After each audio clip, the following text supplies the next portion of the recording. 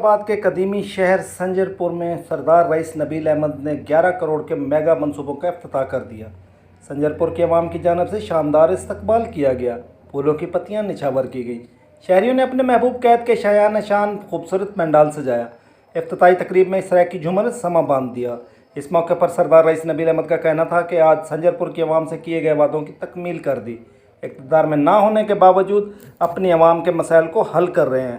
6 کروڑ روپے کی لاگت سے میگا منصوبہ آج میں آج حاضر ہوا تھا سنجر پور میں جو میں نے یہاں پہ خدمت کی سنجر پور کی، اس میں میگا سیوریج اسکیم سنجر پور کی اور 2 سڑکیں جو کہ عرصہ دراز سے ٹوٹ کا شکار تھیں، جس کی وجہ سے یہاں کے کاروبار میں بہت خراب ہو چکا تھا اور لوگ ہاسپٹلز نہیں جا سکتے تھے، بیشتر مسائل تھے، ان کو الحمدللہ مکمل کیا تھا۔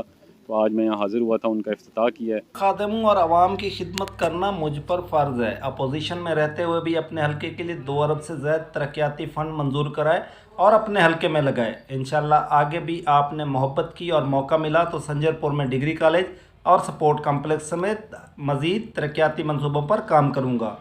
کیمرامین ٹیم کے ساتھ شاہد فرید، سٹار ایشیا نیوز، صادق آباد۔